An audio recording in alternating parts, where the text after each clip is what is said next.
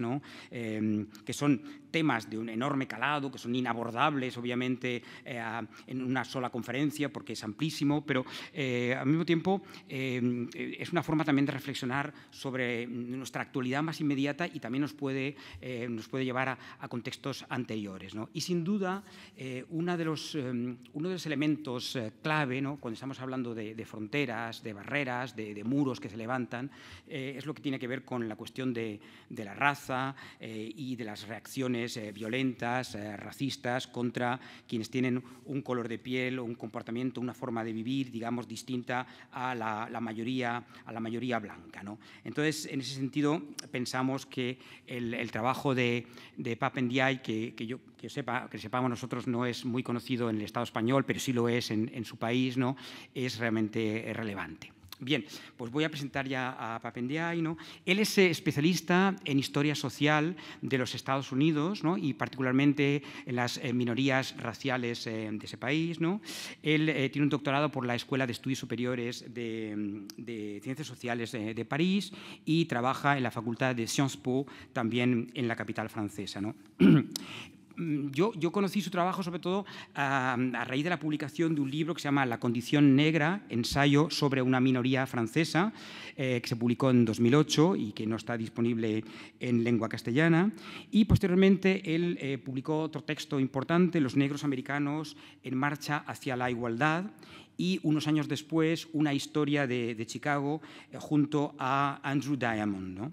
Él es, yo creo, que uno de los pioneros claramente de los estudios sobre la negritud, sobre la condición negra en Francia, y creo, si no me equivoco, que está preparando una historia global sobre los derechos civiles en el siglo XX.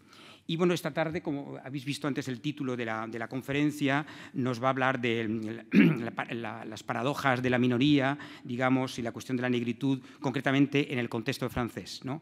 Pues sin más prolegómenos, je vous invite a commencer votre dissertation. Thank you very much.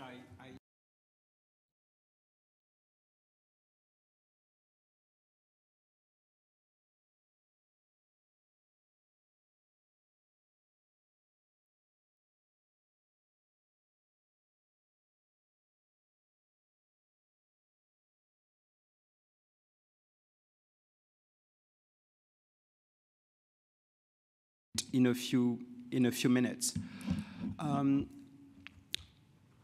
In July of 2016, in a police station located outside Paris, where uprisings took place in 2005, a 24-year-old black man, Adama Traoré, died of natural causes, as the police stated.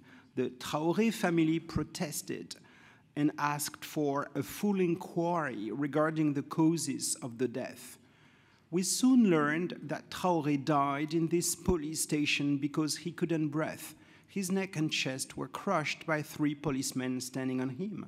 A few days later, a demonstration took place in Paris with hundreds of protesters all asking for the truth. A movement, Black Lives Matter France, was created. In other words, the American racial situation, far from being totally foreign, has often been a means or a window through which to question French society and politics. Of course, BLM France, Black Lives Matter France, is much smaller and marginal than BLM USA, not only in demographic terms, but also politically speaking. Anti-racism in France has been struggling, facing an aggressive ultra-rightist opposition, denouncing anti-racism as worse than racism. Anti-racism in France doesn't have a history of political victories that could energize new generations of activists. No civil rights movement in France, but a long history of intellectuals and activists trying to bring to the forefront racial inequalities. The same could be true in Spain, actually. You might have something to say about that. On the other hand, there is clearly a growing interest for the history of non-whites in France, including on the art scene. I can tell you that the Musée d'Orsay in Paris is preparing an important exhibit on the representations of blacks in French painting and sculpture from the late 19th to the 1930s. This exhibit is opening next year in May of 2019. So I'm a member of the committee preparing this exhibit, and it's likely that it will attract a lot of attention, including by some who will denounce an exhibit based on race and so on and so forth.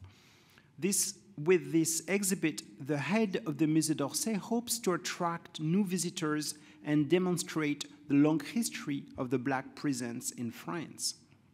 In fact, many observers of French and social political life seem to have recently discovered the existence of black populations in metropolitan France. On an individual level, they may be visible, but as a social group and as a cognitive category, French blacks don't have much of an existence for social scientists as well as policymakers. There have indeed been invisible men and women. Actually, this painting is a famous painting of the first, Joseph Bellet was his name, the first deputy, the first black deputy elected during the French Revolution in 1794. This is a famous painting that will open the exhibit next year at the Musée d'Orsay. But when I say invisible men and women, actually the central painting of the exhibit will be the Olympia by Manet, not the Olympia, actually the woman in front of at the forefront of the painting, but another woman in the background, a black woman who almost fades away in the dark walls. And we've been doing a lot of research to figure out who was this woman, so as to give this woman some visibility. So we could take the Olympia as a symbol of what I mean when I speak of invisible men and women. As a group, blacks don't have an existence since the French Republic does not officially recognize ethno-racial minorities and has defined itself as colorblind with no racial bias. This situation would not be problematic if the social problems encountered by French blacks were acknowledged and analyzed. On the academic level, the situation is rather similar. In France, there are more books and articles published on African Americans than on African French or Caribbean French people. Indeed, African American history is a well-established field in France. By contrast, studies on African immigrants, African students, civil servants, soldiers are rare, and there is not much on French blacks, as if this notion had no legitimacy or meaning to describe past and contemporary social situations. However, recent French developments, sometimes called la question noire by journalists, have raised a number of issues related to persons of African descent in France, their history, their socio-economic situation, the discrimination they face in their everyday life, and so on and so forth. These issues have long been marginal and even illegitimate in the French academia. Clearly, the French Republican ideology has swept on the side questions which were seen as threatening the national cohesion. I want first to highlight how this notion of French blacks has been discussed since the interwar period in France, the way intellectuals and activists understood blackness, that is, the subjectivation of racial identities in France in the 20th century, something which obviously does not fit neatly in the classic French Republican understanding of citizenship. When I started to work on French blacks some 10 years ago, 12 years ago, a theoretical and a political problem soon arose. Is there such a group as French blacks? There are obvious cultural differences between persons coming from the French Guiana, French Caribbean islands, the Réunion Island, Madagascar, West African countries, Central African countries, etc. The diversity of this group is certainly wider than that of blacks in the United States, even if sizable groups of Caribbean and African migrants have settled in the US, where the black population is more diverse than ever. Many colleagues in France told me or wrote that I was too Americanized for a French scholar. In a nutshell, the population of African descent in metropolitan France remained small up to the First World War a century ago, a few thousand people. That is about the same number as in the late 18th century. Mostly people located in Paris, in Bordeaux, in Nantes. Slavery was officially forbidden in metropolitan France in the 18th century, unlike Spain. Spain was the major European country where slavery was official, especially in Andalusia in southern Spain. It was not the case in France, so that slaves who arrived in France, in the metropole, demanded their freedom, which led to complicated legal processes in the 18th century. So the first turning point occurred during the First World War, when 140,000 African soldiers arrived in France, followed by 200,000 African American soldiers. Several thousands of these soldiers chose to stay in France after the armistice, in spite of French authorities which wanted colonial soldiers to return to the colonies. A mixed population of persons from Africa and the Caribbean grew in the interwar period at a time when blacks were not only a matter of colonial discourses, but became a fairly banal social fact in Paris, Marseille, or Bordeaux. Maybe you can watch. This is just a map so as to show you where where do people of African descent, black people living in France, come from. You can see Western and Central Africa, as well as Madagascar, plus the Caribbean island and the Réunion island off the Madagascar coast. This is a slide showing the mythology of the tirailleur. There is a very popular brand of chocolate for children. It's called Banania, advertising this soldier, African soldier, obviously happy to enjoy his hot chocolate and saying "Yabon." You see, Yabon means it's good. It's pidgin French.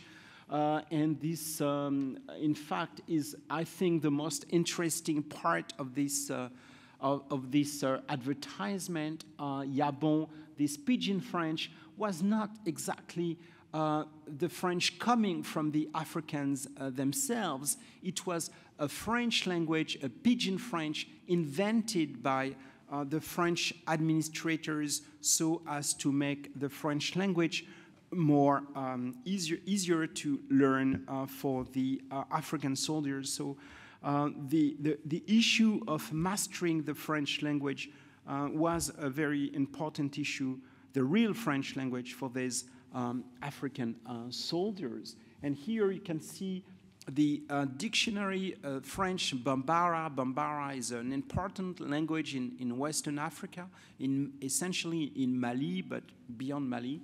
And this dictionary was the basis on which the so-called Français tirailleur was built in the early 20th century so that these African soldiers could speak French.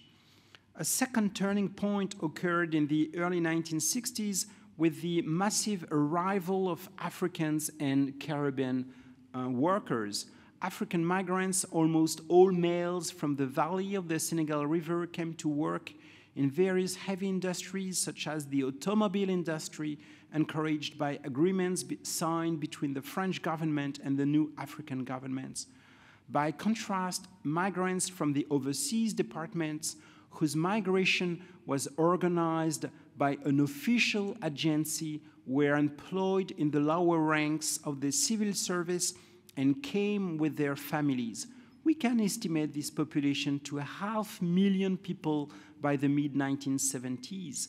In 1974, the French government decided to close French borders to non-European migrants, African migrants who couldn't come back home and be replaced by family siblings as it was customary before, decided to stay in France.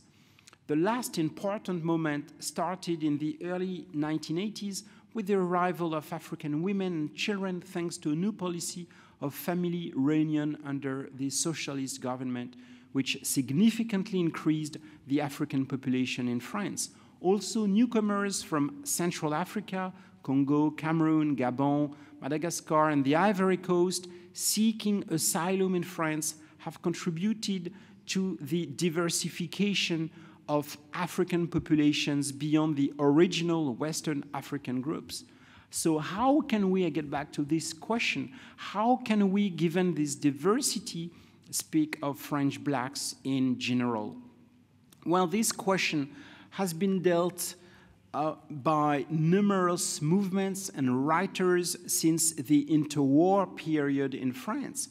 France has had a long history of black movements and organizations which should be studied in comparative and transnational perspectives.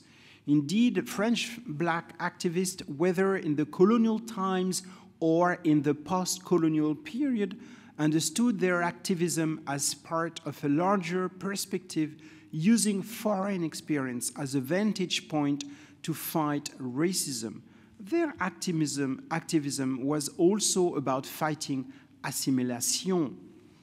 It all started with the creation of, this is a photograph showing the turning point, illustrating the turning point of the First World War with African soldiers, but also African-American soldiers arriving in France. You see them, they are parading in Paris, I believe, and there are photographs of women obviously touching or offering something to colonial soldiers. So this is really, and it is really still remembered among the French as a turning point when many French persons discovered non-whites beyond the representations they could find in advertisement, also in popular magazines, and also in museums at that time. So it all started with the creation of numerous black associations in the 1920s and 1930s in France, following the first Pan-African Congress held in Paris in 1919 with Blaise Diagne and W.E.B. Du Bois. Du Bois was coming from the United States. Soon afterwards, the Universal League of Defense of Black Race was founded in the early 1920s, and another Committee of Defense of the Negro race created by Lamine Senghor and Garan Kouyaté, followed by various trade unions at that time. These organizations were closely associated to the Communist Party, which encouraged their activities in the name of anti-colonialism while controlling their activities by fear of autonomization, by fear of having these black men and women separating themselves from the proletarian movement. An autonomization which would have threatened the unity of the working class. The Third International in Moscow had a black section headquartered in Hamburg, Germany until 1933 before moving to Paris. But the CP and its associated trade union and the Ministère des Colonies, the Department of Colonies and its police unit effectively undermined black organization efforts in the 1920s. The Anglophone part of this history of black internationalism is well known and has been well studied, but we need to integrate better the French, the Portuguese, even the German parts of this story. I said the Portuguese because of a lively black life in Portugal at that time with Africans coming from Angola, coming from Mozambique, coming from the Cape Verde Islands, and Germany, of course, because of the African-German colonies, which were German up until 1919. In the mid-1930s, the difficulties encountered by black workers' organizations led to the emergence of a more elitist, intellectual, and cultural movement, the negritude. The negritude was never formally organized. It remained a loose association of young black intellectuals and poets, including Césaire, Senghor, and Damas, who never tried to organize a grassroots effort. However, negritude had interesting political and cultural developments up to the end of the decolonization process in the early 1960s. In its early developments, the negritude movement had a strong cultural dimension. It was first and foremost a way to celebrate black cultures ridiculed by the colonial exhibit of 1931 and other displays of colonial paternalism. This is these are posters, images of the 1931 Paris colonial exhibit. You can see France almost like a sun, right, hitting the whole world with its civilization, and also a poster in the middle celebrating this exhibit. It was a very, very popular exhibit in 1931, attracting tens of millions of visitors. But also on the right, on the far right, you can see this anti-colonial exhibit, which was organized by the Communist Party and saying, do not visit the colonial exhibit. But this anti-colonial exhibit was definitely much smaller than the main official colonial exhibit in the Bois de Vincennes. You can still see, if you go to the Bois de Vincennes in Paris, you can still see what remains of the exhibit. The ruins, the dilapidated buildings are still there, and it's quite an interesting visit to make. A way also for the negritude writers to fight the theories of assimilation, stating that blacks would enter civilization only by adopting European culture and ways of living. Senghor writes in 1938, I quote him, "I was then, between 1932 and 1935, with a few other black students, in a kind of hopeless panic, désespoir panique," he says, he writes. Future seemed gloomy, no reform in view, and the colonizers legitimated our political and economic dependence by our cultural inferiority. In order to create an effective revolution, we had to get rid of our borrowed clothes, les vêtements d'emprunt, he says, those of the assimilation, and reaffirm ourselves, that is our negritude, end quote. The negritude was also linked to the writers of the Harlem Renaissance. It is impossible, in fact, to study what was going on in New York in the 1920s and 30s without connecting the cultural developments of New York, the writers first and foremost, but also the painters, to Paris and also to London. All of them spent time in Paris and London at that time, exchanging ideas, also as a way to escape segregation and disenfranchisement. They could find some freedom in Paris, which they didn't have back in the United States. To Senghor, Césaire, and Damas, the negritude was not a way to discard the universal dimension of their condition, but a way to say that keeping their cultures was a condition to universalism, as Sartre understood very well. These black intellectuals paid close attention to the persecution of Jews in Germany. Césaire famously used to tell his students, When they talk about the Jews, pay attention, they are talking about you too, end quote. Fanon did also make connections between black and Jews as brothers in misery because of parallels between European racism and anti-Semitism. But he ultimately separates the experience of blacks from that of European Jews by virtue of the Jews' allegedly greater ability to pass as whites. In spite of their common philosophical and political ground, two major currents can be analyzed within the negritude movement. Here's a slide with some of these writers. In the middle, this is Senghor, who was from Senegal, who would later be the first president of Senegal. On the right, Aimé Césaire, who was coming from Martinique, the Martinique island. On the left, Léon Gontran Damas was himself coming from Guyana, the French Guyana. And then on the top left, this is a photograph of Langston Hughes. On the right, a photograph of Paulette Nardal.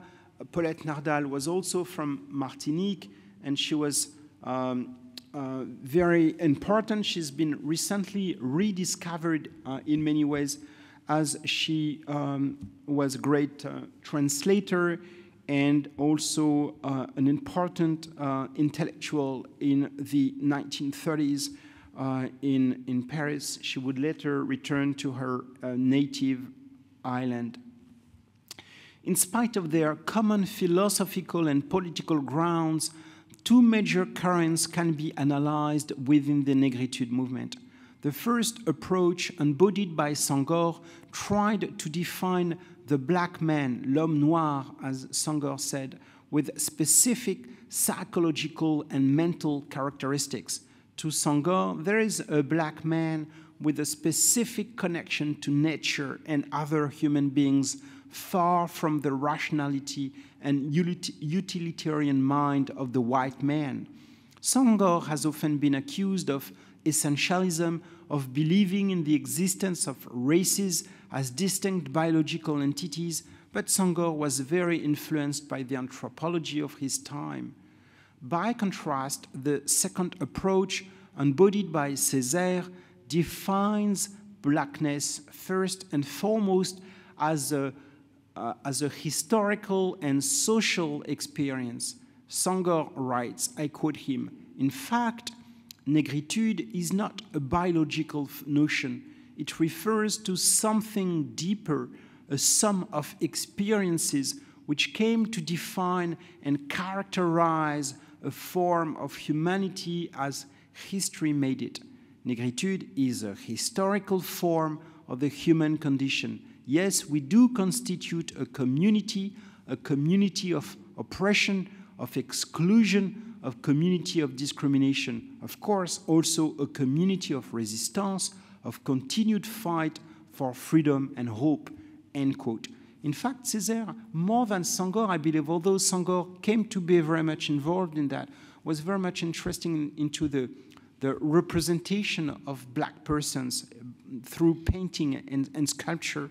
In the 1940s and 50s, he worked with the Cuban painter Lam, who were trying for the exhibit at the Musée d'Orsay to have a couple of paintings by Lam, the Cuban painter, so as to illustrate how Lam and Césaire understood the proper representation of black persons, far from the exotic representations which were so popular in France in the 1920s and 1930s. Césaire was trying to find something, a form of art, of painting and sculpture that would embody what he understood as negritude, not the white understanding of black persons. However, the creation of the Overseas Department in 1946, followed by the decolonization process in Africa, gradually led to the decline of negritude.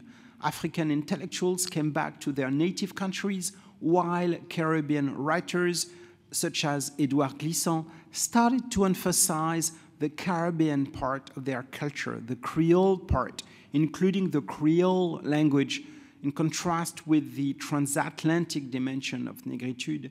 Césaire came under heavy critics.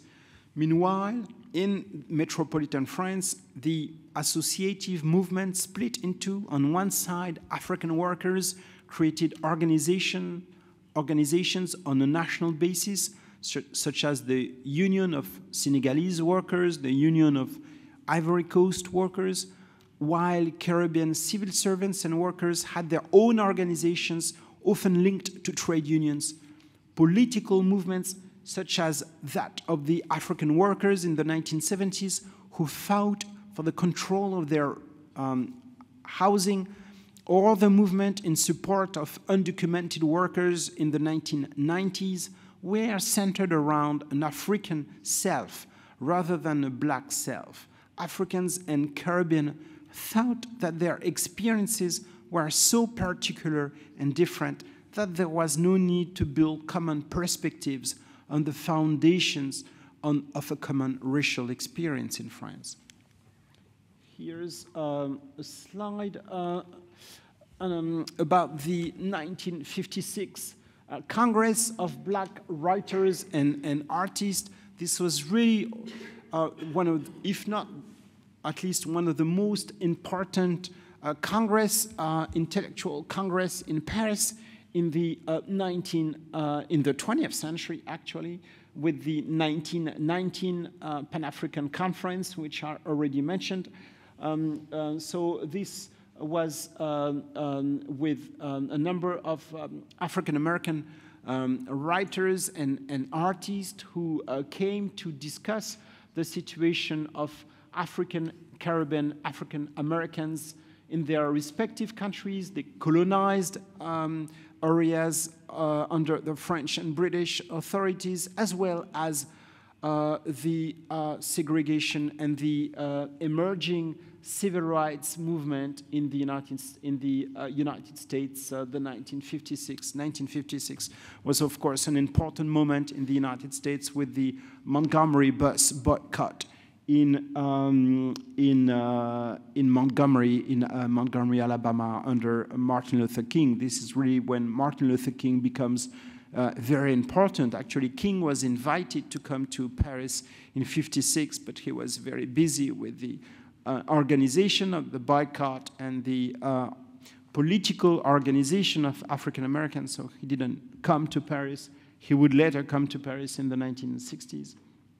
And here you have this famous drawing by Picasso. Picasso offered a drawing so as to advertise and also to celebrate the 1956 Paris conference. This was obviously at a time when Picasso was a member, if not a member, very close to the French Communist Party, although this 1956 conference was organized in a very independent way from the Communist Party. Césaire was a member of the CP but had just left the Communist Party because he reproached the Eurocentric approach and also the various forms of racism, as well as anti-Semitism, which could be found within the French Communist Party. So it was quite courageous, actually, for Picasso to draw this image because of his association with the Communist Party.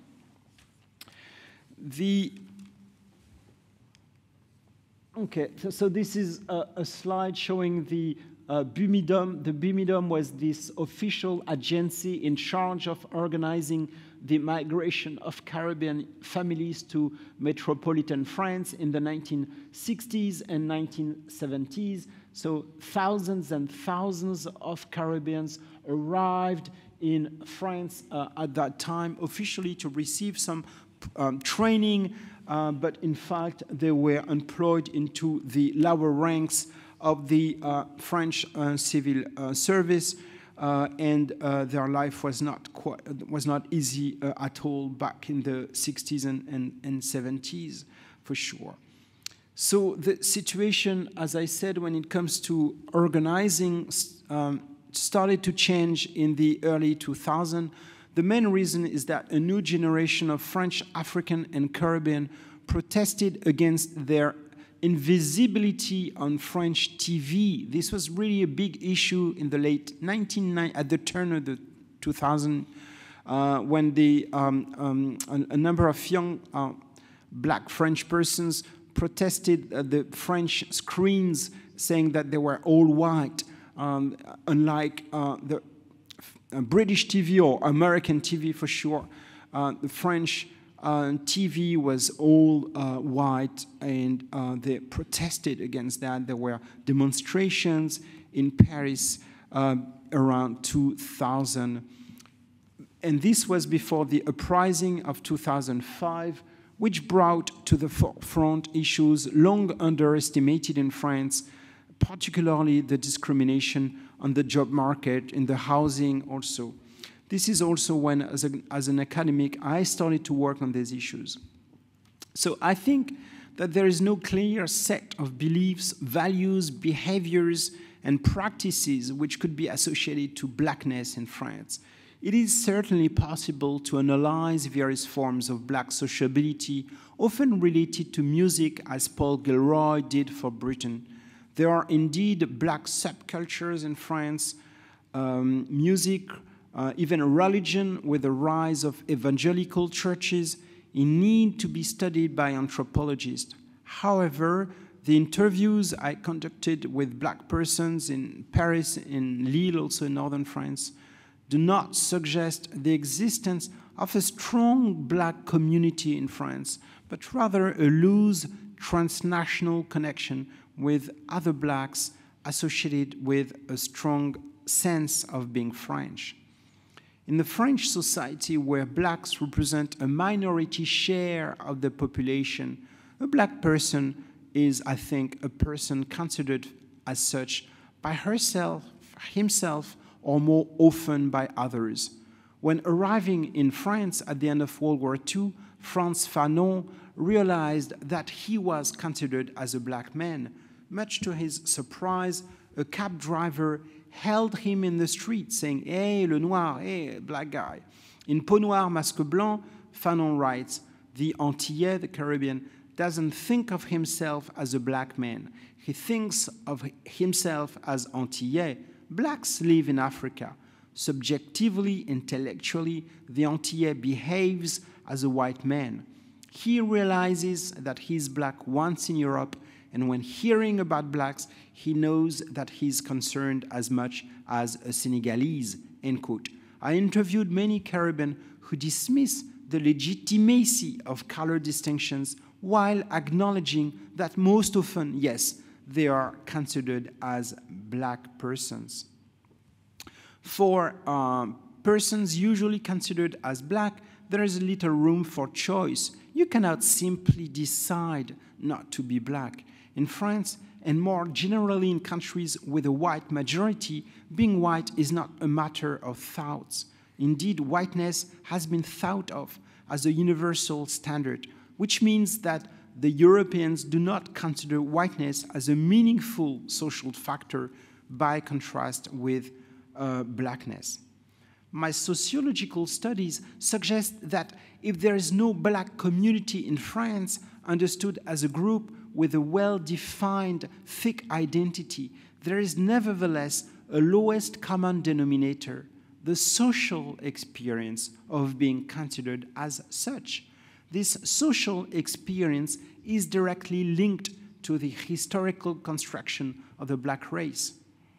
As many authors have showed, the historical construction of the black race has been closely associated with powerful systems of domination, slavery, colonization, post-colonial forms of domination, and discriminations. These forms of domination have varied in time and also in space. The situation in the United States, where slavery existed on the national soil, is different from that of France, where colonization and slavery existed overseas, far from the real France. This has led many French persons to believe that slavery never existed in France. I heard that a few years ago from a very prominent French politician who said, but you know, the difference between France and the US is that slavery never existed in France. And this, I'm talking about a very important politician. However, it is clear that in spite of the end of institutional forms of domination, the end of colonization around 1960, the end of segregation in the United States in the mid-1960s, blackness has remained a powerful stigma in contemporary societies.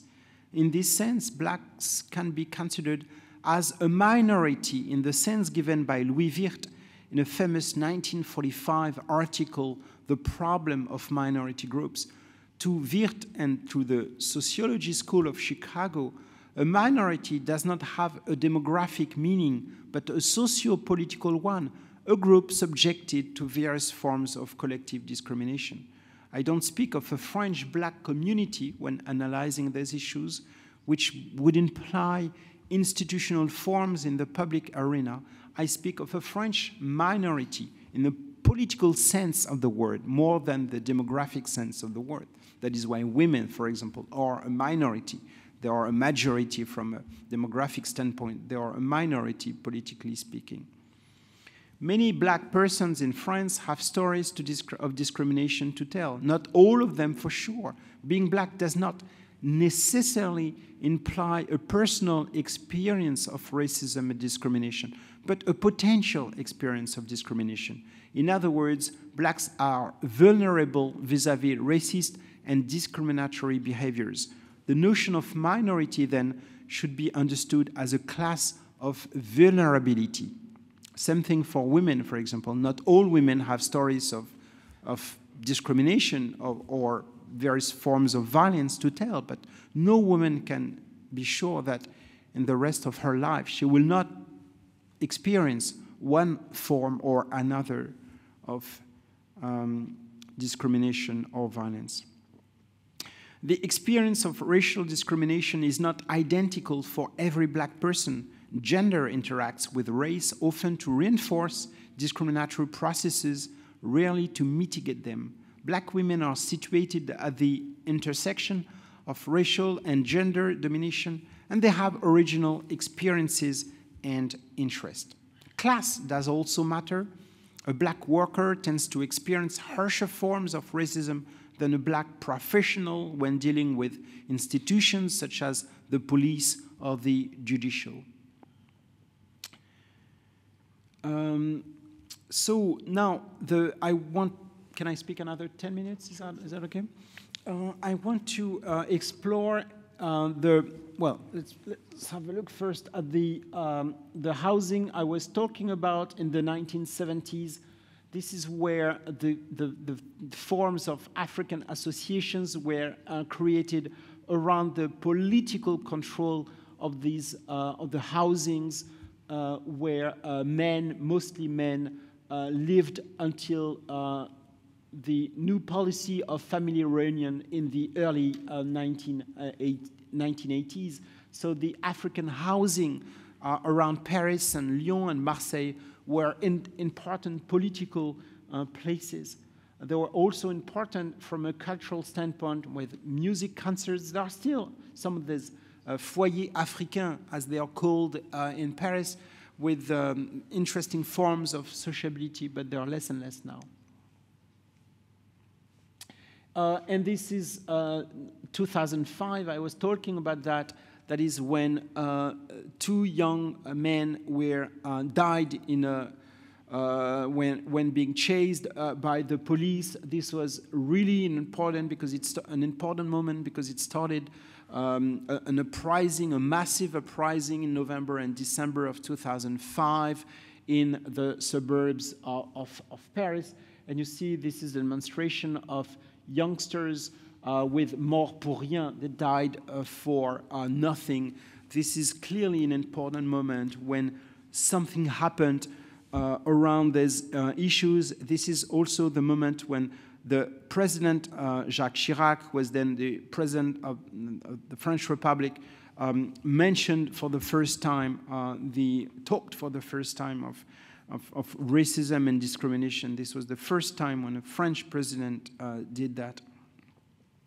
So now the question for me is to figure out why is it that the French social sciences, French academics have too often neglected racial issues and failed to acknowledge specific issues related to the black minority.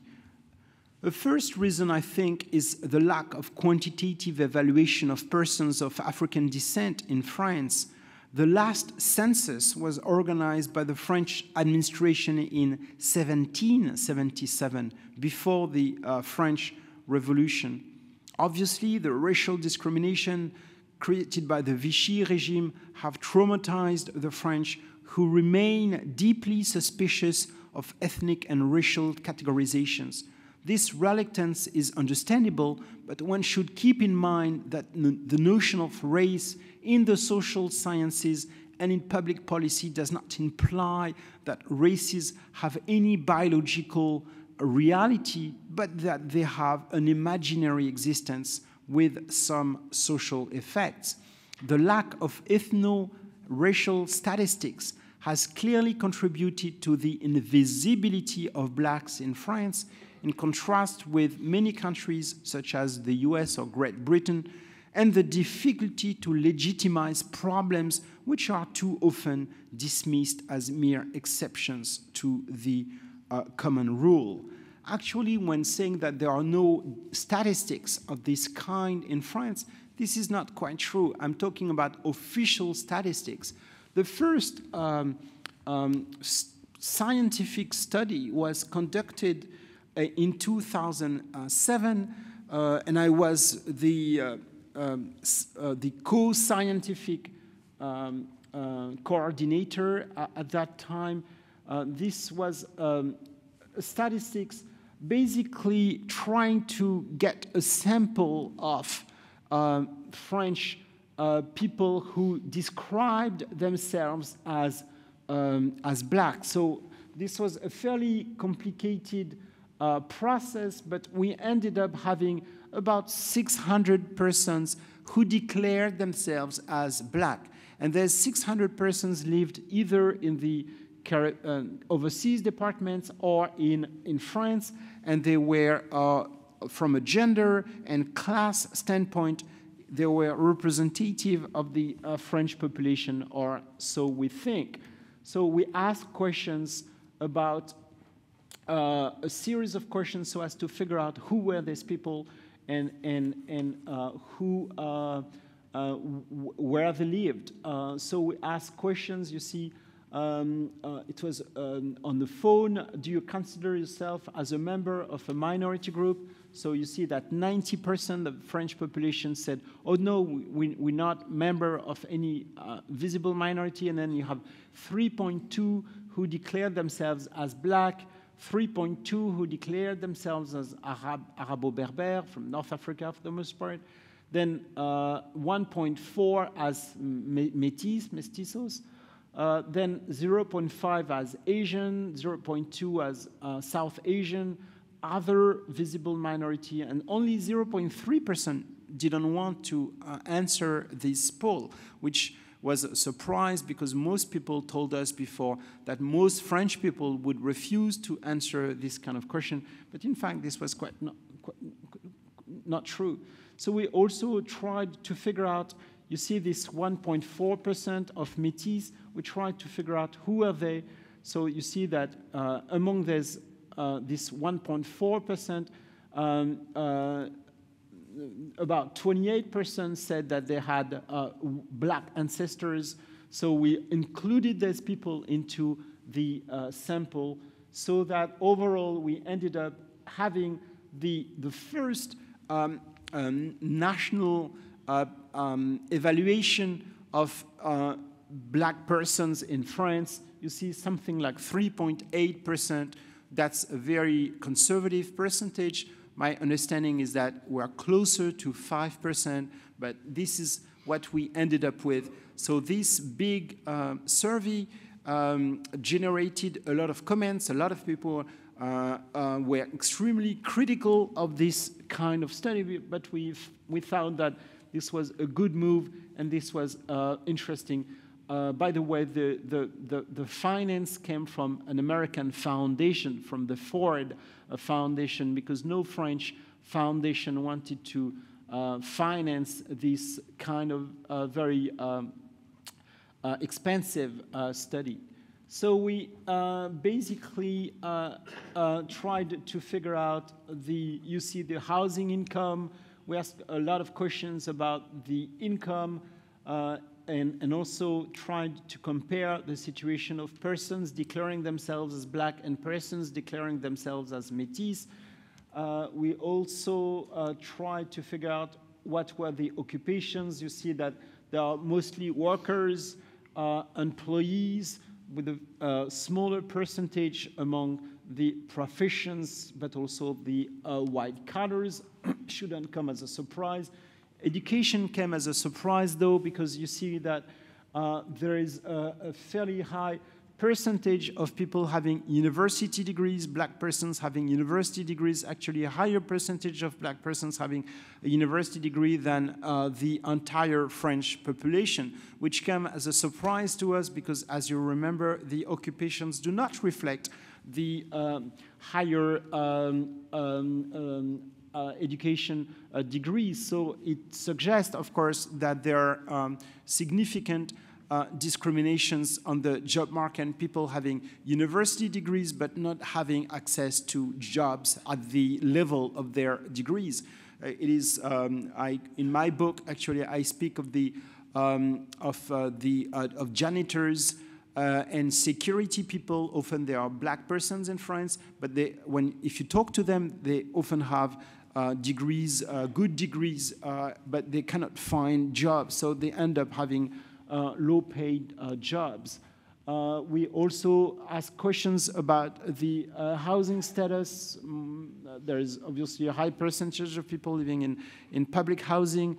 We ask questions about the experience of racial discrimination, and you see that the higher the degree, the more people tend to, it's not obvious, but the more people tend to experience racial discrimination. So this also came as a surprise to us, but this could be understood as the fact that people with higher education degrees understand better the notion of discrimination, so they can figure out that they are experiencing one form or another of discrimination. There is another issue, which is that the higher you go in the social ladder, the more you are likely to be subjected to discrimination in the on the workplace. So these are issues which have been which have been discussed in the academia for 10 years. And this is good news, once again, because all these issues were not commonly dealt with in the French academia. So the first problem was the problem of statistics. Another issue is that of the centrality of the so-called social question in the French social sciences, la question sociale. The question sociale, analyzing society through class lenses, has created research priorities, has favored historical agents, and the study of social movements led by political organizations and union trades. The history of immigration in France has tended to emphasize class status over racial disparities, so that most historians of immigration have assimilated non-European immigration to earlier patterns of regional and European migrations, failing to fully take into account what non-European migrants themselves have been saying. By doing so, the French researchers have too often neglected the existence of people addressing problems not directly relevant to class issues. In this perspective, ethno-racial minorities have not only been neglected, but also suspected of encouraging the demobilization and the collapse of the working class. If you speak to radical left activists in France these days, often you hear this language, class is what matters. All the issues, other issues are secondary. The same was true with women for too long. The French social scientists and political activists neglected the sociological specificities of women and their specific political demands, seen as a smokescreen hiding the realities of class domination. Fortunately, times have been changing, and feminist studies have become an obvious field of research, all the more important nowadays. The time has come to undertake the same effort for ethno-racial minorities in the French social sciences. In fact, following more established traditions in the US and Britain, there exists now in France a number of sociologists and historians and anthropologists trying to legitimize and demarginalize minority studies. In order to do so, we have to break with the radical deconstruction of identities which many French anthropologists have engaged into for 30 years. Identities, either prescribed or chosen, have to be taken seriously and not derided as ideological effects of past and present forms of class domination. So the relative historical weakness of black organizations in France can be attributed to the difficulty to legitimize problems of racism and discrimination, which cannot be evaluated with statistical tools. In the US, the rise of black studies and African American studies is clearly linked to the civil rights movement. Social and political movements have had clear effects onto social research. Conversely, in France, the marginality of black studies can be attributed to a lack of political mobilization. Shall we speak nowadays of a new negritude in France, as some people say? My answer would be a prudent yes, with debates and controversies looking like some of the old debates of the 1920s and 1950s. Strategic essentialism with forms of thick blackness versus the social experience of blackness, a thinner blackness. Should blacks share a distinctive black identity if they are to be a force against racism? This question has been debated for a century. These political and intellectual developments can help understand that black studies or Afro-European studies can survive the well-known critique of essentialism. It can be sustained despite the loss of race as a legitimate concept.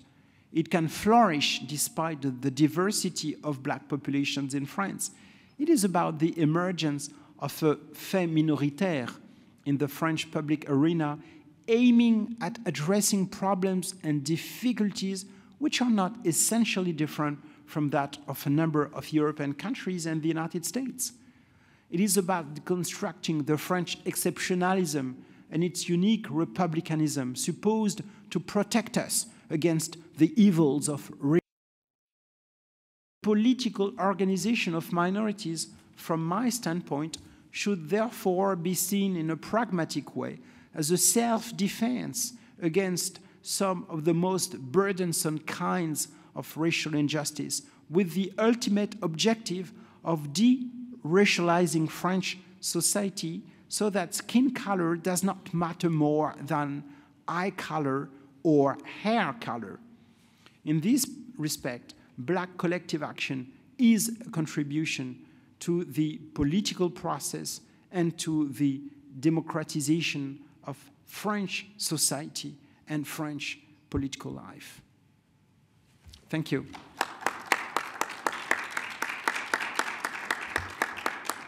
You're going to need a headset. Oh, okay. Creo que necesitará unos cascos. Bueno, pues después de esta conferencia... ¿Sí? ¿Tienes algunos cascos? Vale, ok. The headsets are coming. Okay, great. Right, good. Do you understand some Spanish? A little, but it's a shame. Right. It's a shame. Bien, mientras preparan los cascos, pues seguro que vais preparando vuestras preguntas. Thank you.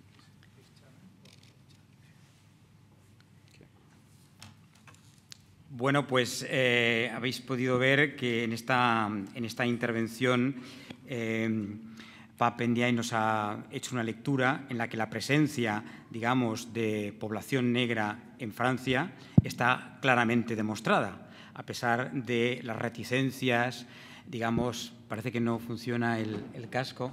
Voy a parar un momento para que pueda entender. Is it good? Is it working? Yep.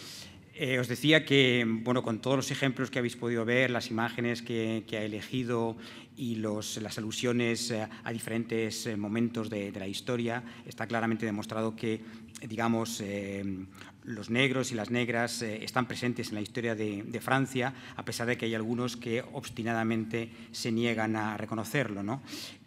Yo quería hacerle una pregunta muy concreta, ¿no?, en relación a este survey, a este estudio de 2007, en el que solo 3,8% de las personas encuestadas declaraban ser negras, ¿no? 1.865.000 creo que he apuntado, ¿no? Quería preguntarle si bajo la categoría de mestizo no había también personas negras. Digamos, ¿qué significa, digamos, concretamente la categoría de mestizo, ¿no? De hecho, Pap Ndiaye nos ha enviado un texto fantástico que no hemos podido trabajar esta tarde debido a los problemas aéreos, ¿no? Sobre un concepto que es el de colorismo, que quizá él podría explicarnos con más detalle. Pero vamos, si nos puedes argumentar tu opinión con respecto a lo que había detrás de este término de mestizo, de métis. Mm-hmm. Thank you for your question. Yes. When the word, can you translate métis with Spanish mestizos? Mestizos, Is that a proper translation? Yeah. So you have in France. But you can say also mulatto in Spanish, you know. Sure. A black person and a Spaniard could be a mulatto. An Indian and a Spaniard would be a mestizo. Right. That stands the way. Right. So the French situation is, I would argue, halfway between the US situation, where you have a very clear black-white distinction. The notion of mestizos does not exist in the United States. If you are métis, Obama, for example, is a black man in the United States, whereas in the Caribbean or in Brazil, for example, Obama would not be called a black man, he would be called a métis, for example, or a mulatto, okay? So in the United States, you have a clear dichotomy, a black-white dichotomy, and unlike the French case, where I would say there is an intermediate category, that of métis. A métis is a person such as myself, actually, which is neither black nor white, in between, so to speak. So we have the three terms, black, métis, white, in France. And when referring to métis, people refer usually to persons of black and white descent, more than persons of Asian, for example, and white descent. Now, in the French Caribbean, as well as in South America, you have, of course, the black and white categories, but you have many, many intermediate categories. Mulatto, métis, mestizos. You have also the Chabin. You have there is an anthropologist who in Haiti, for example, said that there are anywhere between 80 and 100 different terms to measure the subtle skin tones because of the important social dimension behind skin tones. It's not for the sake of it. It is because it is extremely important in the Caribbean, and there are all kind of issues behind social issues, but who can marry whom in the Caribbean. All those issues are important issues. In France, it's much simpler. In metropolitan France, we have 3 categories. But so what I call colorism are the forms through which people through which non-whites, let's say, are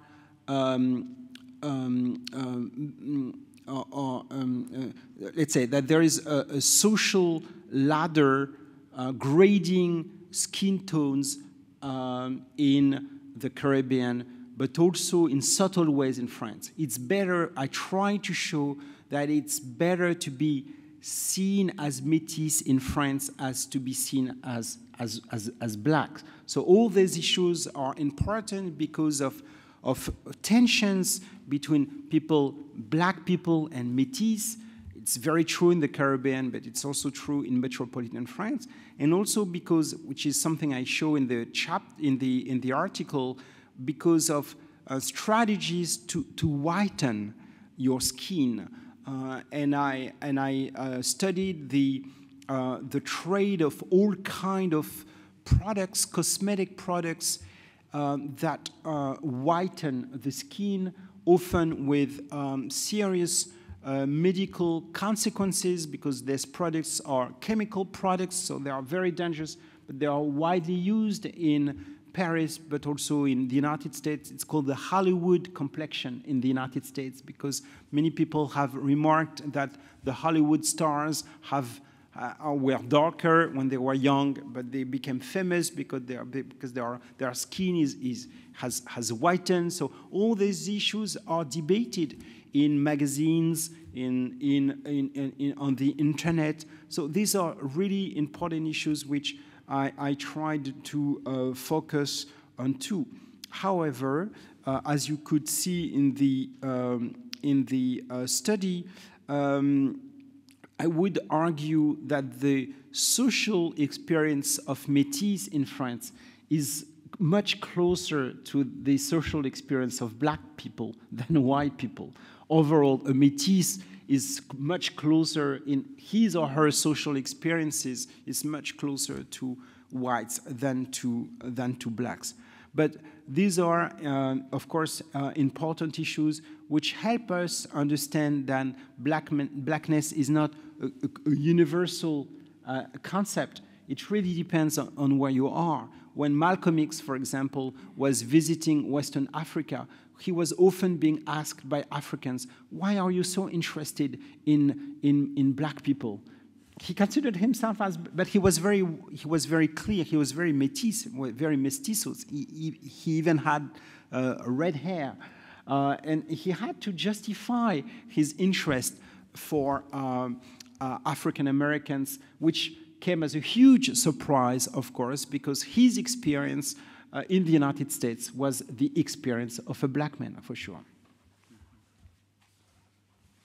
Sí, adelante. Hay una pregunta detrás de ti.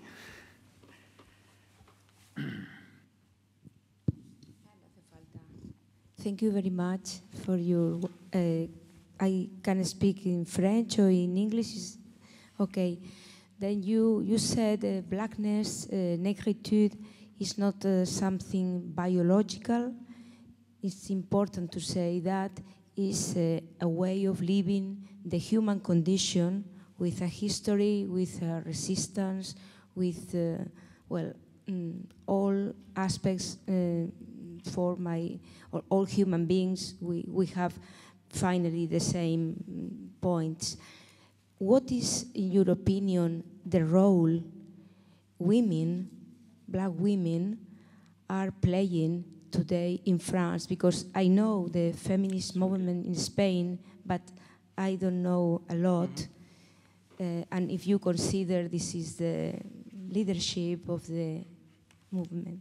Thank you. This is an excellent question, actually, because we have witnessed for, I would say, a year or so, a very powerful and controversial Afro-feminist movement with young black women at the forefront, organizing themselves and reflecting on the intersectionality. That's the word that is so commonly used in the academia, but also among activists. Intersectionality follows the the American notion of intersectionality, the idea that the gender and the racial experience should be studied as intersections, literally, not something that you add one discrimination to another. This is not a kind of quantitative understanding of it.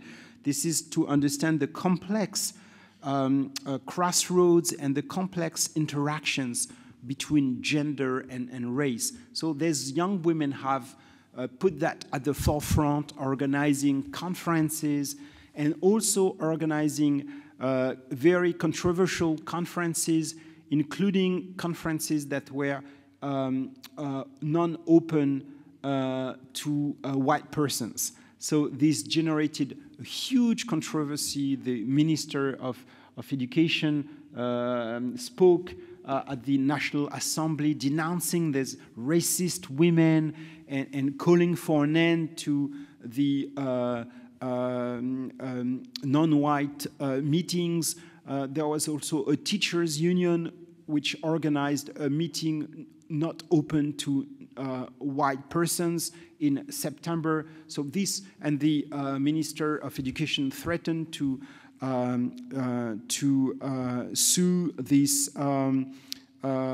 teachers' union. So this has been very much discussed these days. What I can only say is that there is something which I did not see 10 years ago when I published my book, Women Talking. That's really, really something interesting. I interviewed women back then for sure, but I did not see at all this new generation of young black women trying to reflect and also engaging into these controversial meetings. I'm not so much in favor of the of this kind of meeting for reasons which I can develop, but that's not the main point. They are very much discussed these days. There are articles in many academic journals about them. There are also articles in mainstream newspapers such as Le Monde. So this is really, you're right on target here. This is an interesting development to look and to see what these young women are doing and how they are struggling with issues that have long been dealt with in the United States.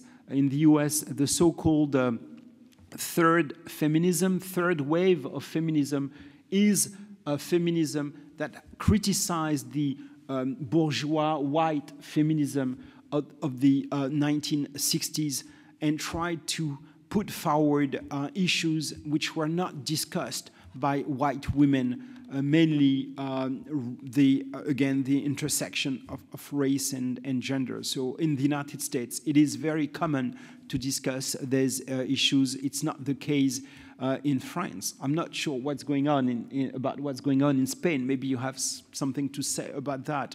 But if you haven't seen that in Spain yet, I can tell you something. You will, in the next few years. It's coming. It is coming. There is, as you know better than I do, a growing non-white population in Spain, obviously, with the migration from Western Africa, I guess, first and foremost. People settling in Spain. So I suppose that we still have to wait for some years for a new generation to be born in Spain and ask and consider themselves as Spanish citizens and asking for their rights. So this will come in Spain, and this should not be seen as a threat, I think. This could be seen as something, as raising interesting questions for the democracy, so we'll see what happens in Spain, but we are right in the middle of this emergence of non-white women in France, for sure. ¿Hay más preguntas? Sí. Bueno, muchísimas gracias. ¿La pregunta en español? ¿O? Sí, sí, español, sí, sí. Bueno, mi pregunta es realmente breve, pero es para regresar a la comparación entre el caso estadounidense y el caso francés. Por decirlo muy brevemente, el problema de las minorías es difícil de tratar en Francia, y en qué medida esto se debe al universalismo de la tradición republicana francesa, que ha afectado no solo, digamos, a los grandes movimientos de Estado, sino también a los partidos obreros y a una definición, como he señalado antes, entre clases. Es decir, en qué medida esa tradición del republicanismo que viene de la Revolución Francesa y que se extiende por 2 siglos es la matriz que impide tratar y desarrollar el problema de las minorías como se ha abordado en Estados Unidos. Aparte, efectivamente, de que Estados Unidos tuvo el slavery, la esclavitud en su propio país. Absolutely. Yes, you're absolutely right. Let's say the Republican tradition stemming from the French Revolution is extremely important, and as I said, many French people believe that this Republican tradition has created a colorblind society, because French citizens are seen as almost in an abstract way. Private characteristics are not taken into account. Your gender, your skin color, whatever you can think of, should not matter. You are a citizen, and as such, you are incorporated in the in French citizenship. This abstract understanding of republicanism, this French universalism, was seen as, and is still seen as, a very positive thing. But many people have also said that the French universalism has been a universalism of white male for the most part, that it has not incorporated. If citizens were abstract, how is it that French politicians have always been white males? We should see, we should have a random sample of French society in the French Parliament. So obviously the French universalism was not so universal in many ways, was more male than women, more white than non-white, more heterosexual than homosexual, and you could add all kind of characteristics. Yes, it is about, in fact, and that is why I was referring to whiteness as an important concept that is questioning the reality of this French republicanism, which has been discussed very much for some time now, but it was already discussed by people like Fanon and others in the mid-20th century. And I added to that the leftist tradition, the more Marxist tradition, which obviously focuses on class, and which has been reluctant to take into account other issues which were seen as not as real, not as important as class. So if you add the Republican tradition and a more Marxist tradition on the left that developed in the 20th century, I think we can understand why the French have been reluctant to incorporate these issues into the analysis of inequalities.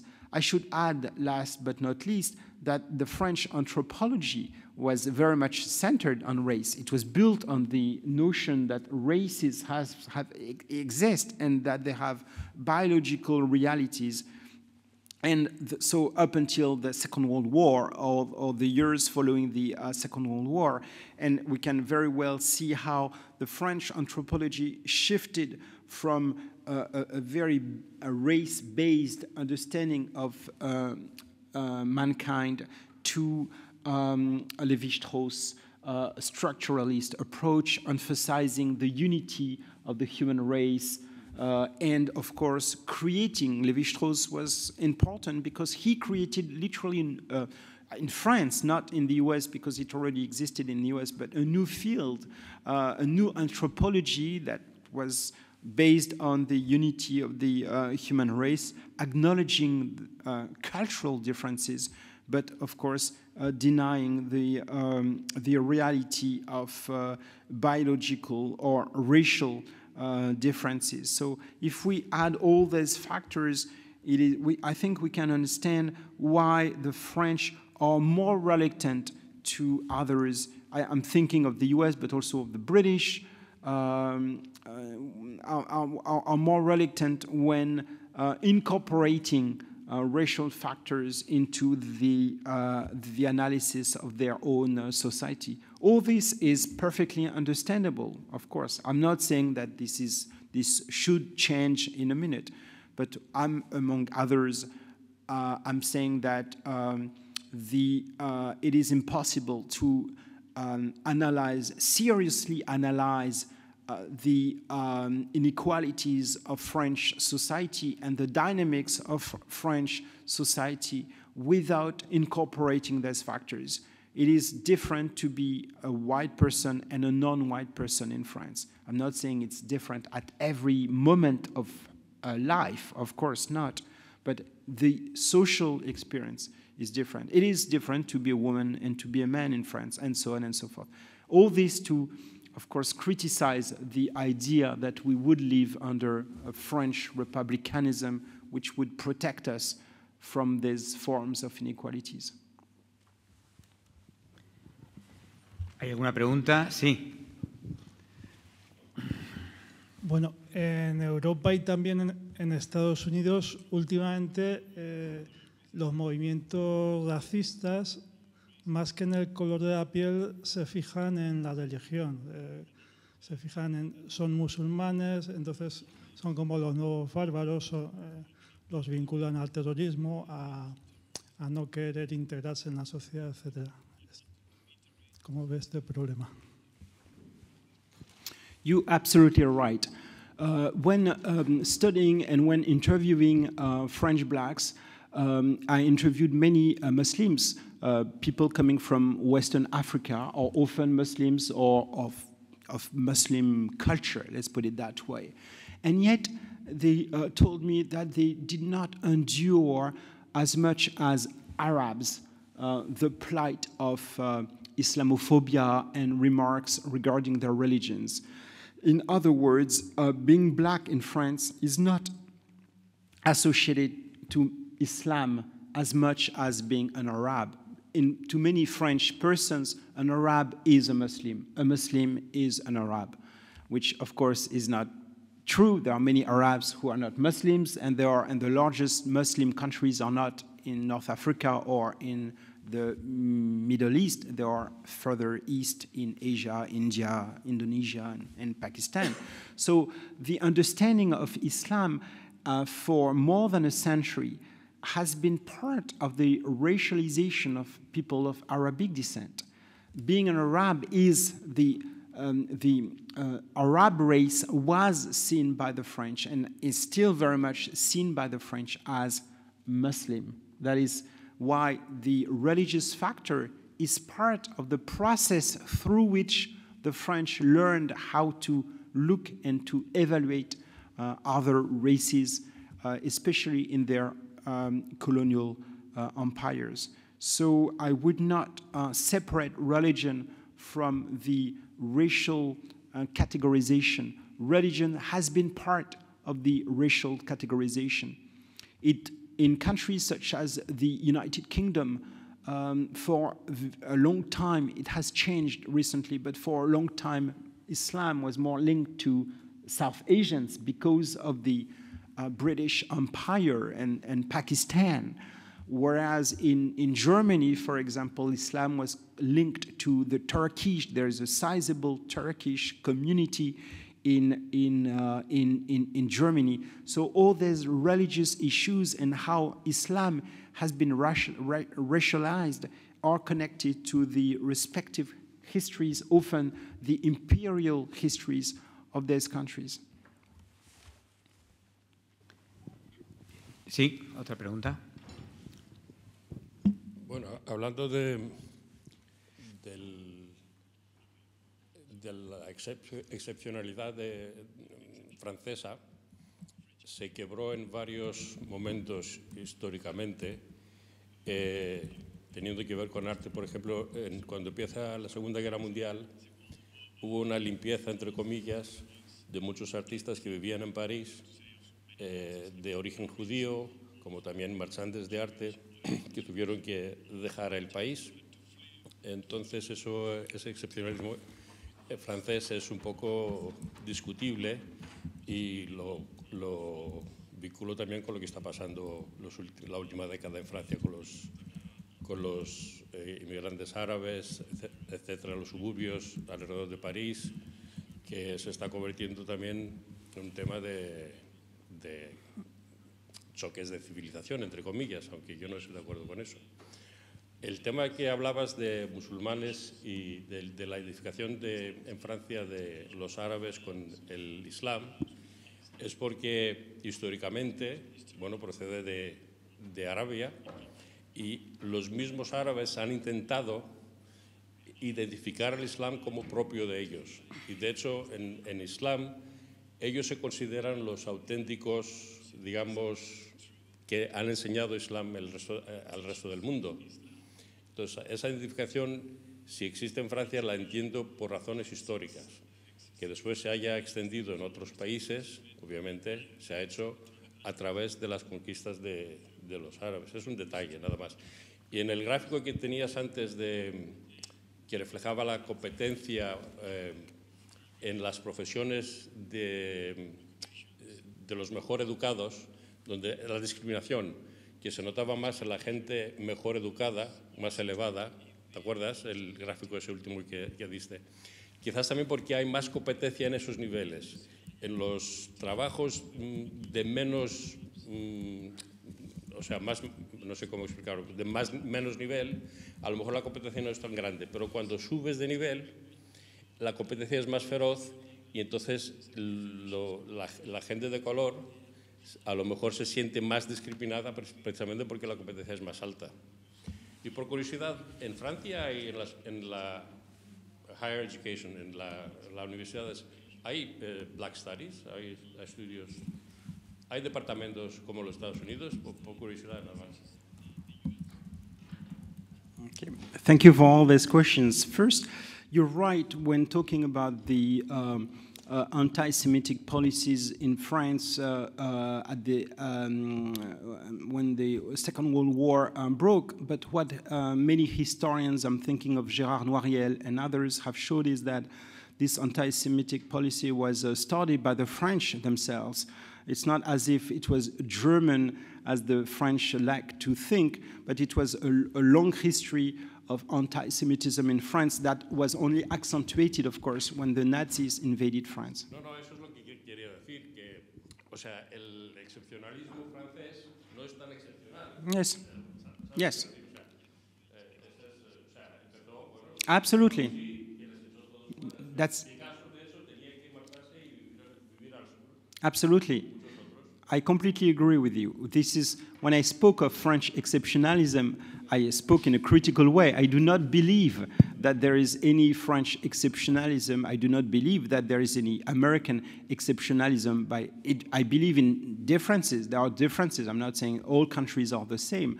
But thinking that the French would have a unique ideology, Republican ideology, that would protect them against racism and even anti-Semitism is a fantasy. is a fantasy which the French like to hear, of course, because it's fairly positive to hear. And there are so many historians, when studying the 1930s, for example, before the Second World War, who have showed that the French, the Third Republic, which died in 1940, was already engaged into various anti-Semitic policies, so that the so-called French exceptionalism did not exist. It's not as if it was created by the Nazis when they came to power. I understand your point on Islam and the Arabic world, but then again, when you look at the situation in the United Kingdom, the traditional understanding of Islam was very much linked to their own empire, to South Asia, the Pakistanis, etc. It was not so much linked to the Arabic world. So I'm not denying that Islam was born in Arabia, of course, but I'm saying that the understanding of religion is more linked to the colonial history of these respective countries than the original history of Islam, where it was born. In England, it really came to be closely associated to what the British call the Pakis. No llevas micro, no te entiende. Precisamente porque en Inglaterra la misma la revolución industrial, está basada en el trabajo que hicieron los inmigrantes que llegaron de Bangladesh, de Pakistán y de la India, en gran medida. Entonces, para ellos, el Islam está vinculado a esos países. Francia no tuvo ese problema, entre comillas. Entonces, no tuvo esa asociación. Right.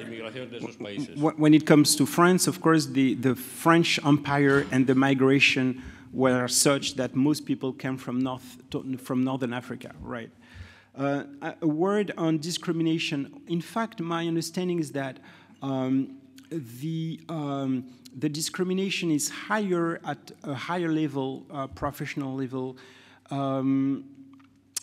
Maybe not so much because of competition as because of the fact that if you're a black person and if you apply to be a janitor, you won't be discriminated against, because the common understanding is that a janitor has to be black or is black. It's not an issue. So when you look at the higher level, of course, among, let's say, executives, you find very few non-whites and also few women up to these past few years. There is a quota policy now among in some economic levels regarding women, but the discrimination was quite high because the non-whites or women were not seen as appropriate in those professional circles. I interviewed young people with very good degrees, business degrees, saying how hard it was for them to get a job. And some of these people, actually French people, migrate to the UK, not so much anymore with the Brexit, but they used to migrate to the UK or to Canada or to the United States, where they could find jobs at the level that they were expecting and hoping. So there is clearly a big problem, and I think it reflects into the data when looking at the discrepancy between the degree, the higher education degree, and the jobs which people get at the end of their studies. Are there black studies in France? No, not so much, unlike the US, of course. But you see, I'm not advocating, I'm not in favor of organizing departments such as the Africana or the black studies, whatever they are called in the United States, in US universities. I think that on one hand, it is good because of the visibility of these departments on the American academia, because of financial issues. When you create a department in the US, you get the money, you can get sponsors, you can build your field, and building an academic field in the US is something you do through the creation of departments. You need to institutionalize that. The problem is in the US is that these departments are not always excellent from an academic standpoint. You can attract people who work in these departments, but the very best academics tend to have affiliations with other more institutional departments, let's say history department or departments of literature and so on and so forth. And they tend sometimes, I think that they tend to struggle when dealing with the with faculty hiring, but also when trying to attract students who are not African-American students. So to get back to the French case, I'm not in favor of creating departments. I'm in favor of creating, which has been done actually, networks, loose associations, groups of people who work on specific projects, but I do not I do not advocate the creation of institutionalized units that would work as, you know, a little almost intellectual ghetto. Okay, you non-whites, you have your own thing now, so now you can let us, you know, doing our things. Let's think about how in courses on French history, on the history of Spain or whatever country, whatever field, let's try to incorporate experiences of non-Europeans. I think it's a smarter move, it's a more fruitful move than separate the fields and say, okay, you non-whites, you have your own playing ground. Let's try to incorporate things and let's see how it works. This is what I'm doing in the history department at Sciences Po. Actually, I and my colleagues are definitely trying to incorporate experiences within the classic history courses rather than create separate specific courses for minorities, for example. Muy bien, bueno, yo creo que vamos a tener que dejarlo ya. Muchísimas gracias a Pap Ndiaye por esta fantástica intervención y a todos vosotros y vosotras por haber venido. Gracias. Thank you. Merci beaucoup. Merci beaucoup. Vous êtes vraiment fatigué. Un peu.